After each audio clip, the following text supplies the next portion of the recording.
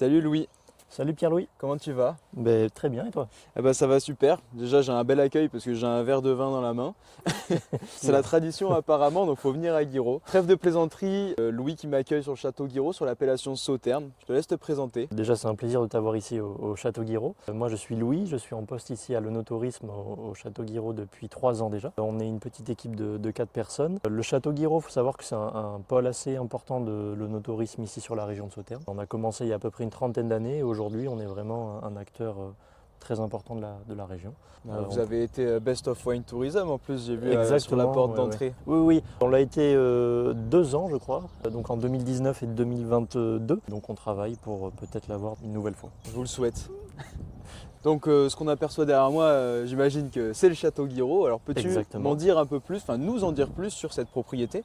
Le château Guiraud, il faut savoir que c'est une propriété assez importante en termes de taille aussi sur la région. C'est au total 128 hectares et sur ces 128 hectares, tu retrouveras 85 hectares de vignes plantées et notamment 2 grands cépages utilisés. Donc ils seront le sémillon, c'est vraiment le classique du Sauternes, et ensuite le sauvignon blanc. Derrière toi, donc, ça sera la bâtisse principale du château. C'est un château qui porte le nom Guiraud depuis 1766.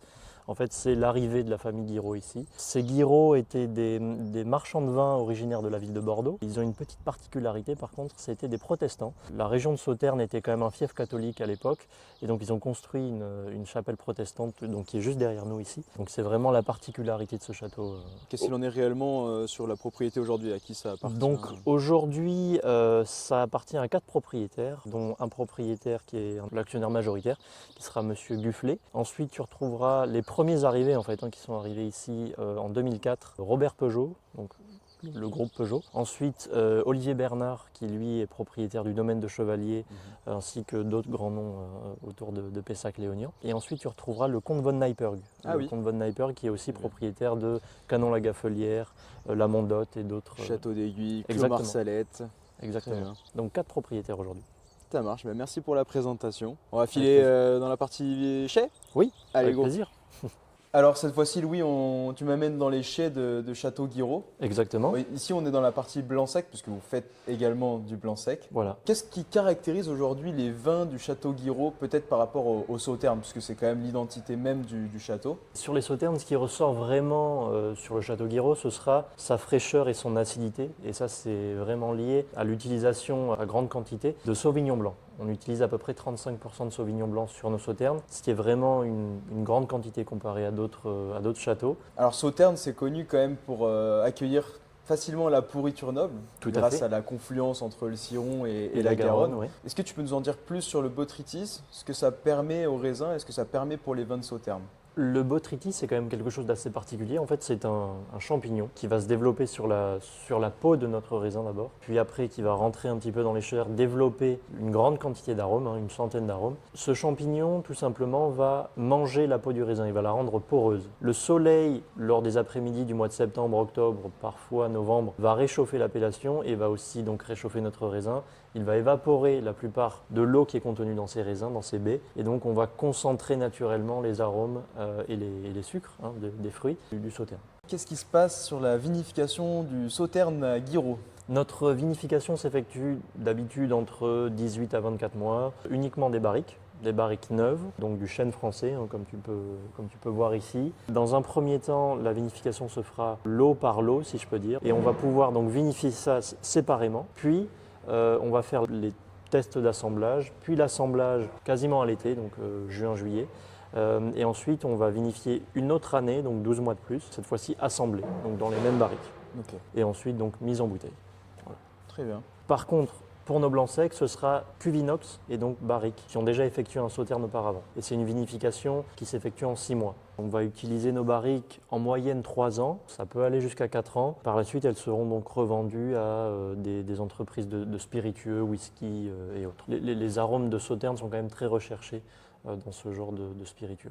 L'AOC de Sauternes, je crois que c'est 1936, mais autrement les vins de Sauternes, c'est début des années 1800 que ça a vraiment explosé, parce que c'était des vins liquoreux, donc ils se sont retrouvés sur les plus belles tables d'Europe. Sauternes, c'est une appellation très prestigieuse aujourd'hui. Est-ce que tu peux nous expliquer pourquoi en termes peut-être de quantité? En fait, c'est lié à la productivité à l'hectare, qui est très très faible ici. Pour te donner un ordre d'idée, on tourne aux alentours d'une année moyenne 10, 11 hectolitres par hectare, ce qui est vraiment rien du tout. Une chose plus imagée, ce serait par exemple un pied de vigne en blanc sec va produire une bouteille à une bouteille et demie, c'est ce qu'on dit par an. Mais ici à Sauternes, le même pied de vigne, si on le laisse donc se développer avec le botrytis, on sera plutôt aux alentours d'un verre à un verre et demi. Alors un verre plein quand même, Dieu merci, mais voilà, un verre plein à un verre et demi. Ouais. Ce qui veut dire qu'il faut en profiter. Il faut déguster toutes les simples gorgées de Sauternes que vous allez boire parce que c'est un produit d'exception.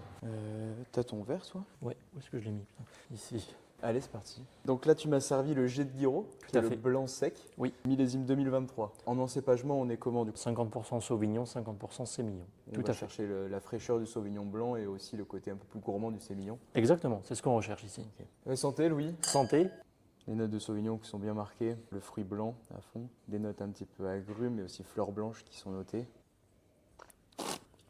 C'est très agréable comme vin. Effectivement, l'entrée de bouche, elle est plutôt suave, mais un peu marquée par l'acidité en milieu de bouche. Du Sauvignon, tout à fait, oui. Ça reste acidulé quand même sur la finale, mais surtout, il y a un milieu de bouche qui part un petit peu sur des notes épicées, je trouve. Exactement. Un peu épice jaune, mais le petit élevage en fût de chêne qui fait son effet. Tout à fait. Et le sémillon, voilà, qui apporte un tout petit peu de rondeur, ouais, c'est très agréable. Toi, si tu l'as déjà testé un peu en accord avec différents plats, qu'est-ce que tu aimes manger avec ce vin-là?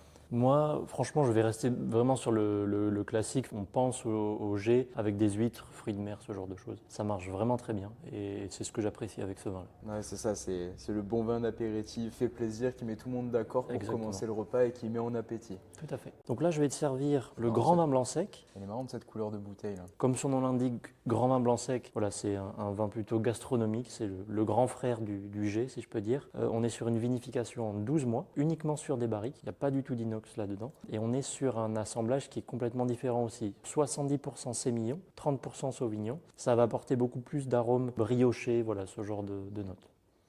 On reste sur quand même une trame assez identique sur les fruits blancs. Des notes un peu plus aussi mentholées, j'ai l'impression. Et pour le coup, le côté un peu mangue, fruit de la passion qui s'en dégage aujourd'hui.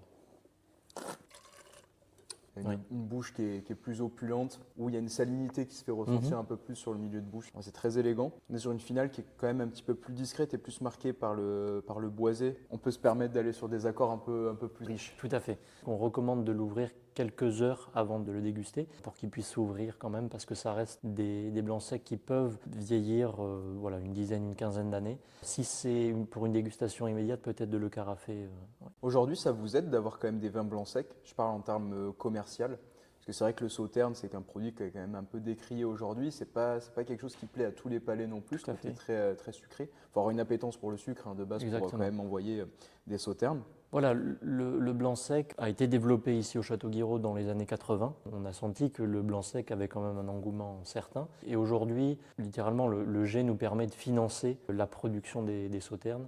Les méthodes de récolte sont beaucoup plus fastidieuses pour le Sauterne et beaucoup plus chères puisque c'est des vendanges uniquement à la main et littéralement avec nos doigts, puisqu'on fait des tris. On vient récolter les raisins qui sont botrytisés sur les grappes sans récolter les raisins qui n'ont pas encore été affectés par le champignon. Effectivement, il faut passer 5 voire 6 fois dans les vignes pour atteindre le stade de maturité de botrytis qui est nécessaire à la production. C'est un travail d'orfèvre. Ouais, exactement. Allez, on va passer au sucre alors. Voilà. C'est parti.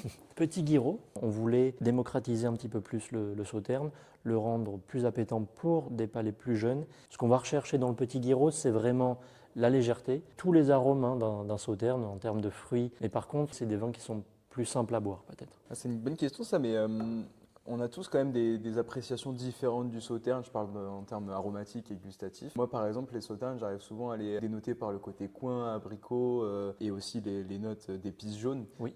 Toi, est-ce que tu as des marqueurs sensoriels différents quand on parle du sémillon et du botrytis, surtout de Sauternes? Alors oui, moi pour les Sauternes, ce sera comme toi pour de l'abricot, pêche, abricot, voilà ce genre de fruits à noyaux. Sur des plus anciens millésimes de Sauternes, ce sera plus des arômes de fruits confits, marmelade d'orange, ce genre de choses. Le Château Guiraud dénote sur d'autres Sauternes, c'est vraiment une écorce d'agrumes assez importante.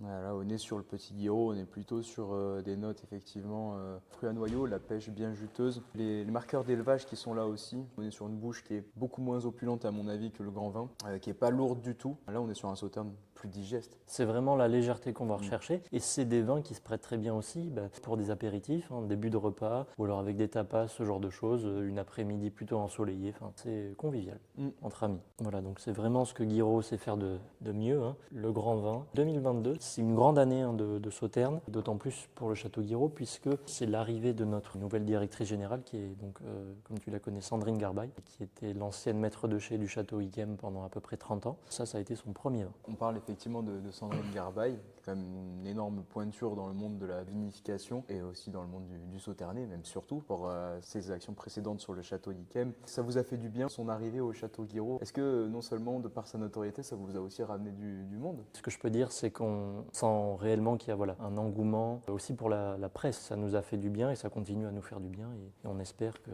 ça ira encore mieux par la suite. Donc là, on est sur un assemblage de 65% sémillon, 35% sauvignon. Effectivement, plus sur un vin de gastronomie là. Toujours la trame quand même identitaire de Guiraud sur ce fruit un peu juteux. Tu sens que déjà il y a plus de résiduel. Il y a une bouche qui est plus opulente. Moi, ce que j'aime à penser, et c'est beaucoup le cas dans la région, on parle souvent du poulet au Sauterne du dimanche. Oui. C'est un joli accord de contraste. Pour rester dans la texture de ce vin et pour l'accompagner, la peau bien craquante, bien salée, presque un petit peu aussi épicée. On peut se permettre d'avoir des épices sur le poulet. Tout à fait. Ça marche bien parce que du coup, il y a un accord de contraste entre le sucré et le salé. Ce qui est aussi le cas pour les huîtres. Je suis de la team, il faut tout tester, donc en avant Guingamp, on y va. Personnellement, moi j'adore par exemple avec des fromages à pâte persillée, roquefort, ce genre de fromage un petit peu costaud. Et ensuite la nourriture épicée, la nourriture asiatique comme on disait sur le petit Guiraud. J'apprécie d'autant plus les Sauternes comme on disait quand ils vieillissent un peu plus. Moi j'aime bien le Sauterne 98 ici. Je crois qu'on en a une bouteille ouverte au frigo si tu veux déguster. Oui, c'est comme demander à un aveugle s'il a envie de voir, je pense. Je vais chercher ça. Allez, feu. Le millésime de Guiraud qui t'a donné le plus d'émotion? Si je devais en choisir un, ce serait le classique 2005. C'est vraiment la première fois que je l'ai goûté ici, c'était au tout début de mon contrat à Guiraud. Ça m'a vraiment rappelé la marmelade d'orange de ma grand-mère. Donc, Ça a fait appel à tes émotions. Oui. Malheureusement, on n'a plus de millésime 2005 disponible. Donc, voilà. Très bien. Merci beaucoup pour l'accueil en tout cas. Et puis, moi, je vais aller faire des petits plans drone maintenant. Salut la Vindrouille, je crois que les cloches de Sauterne sont en train de sonner. Sauterne était vindrouillable comme appellation et je pense que désormais, elle est vindrouillée. Putain, j'ai fait le saut de Michael Jordan. Michael.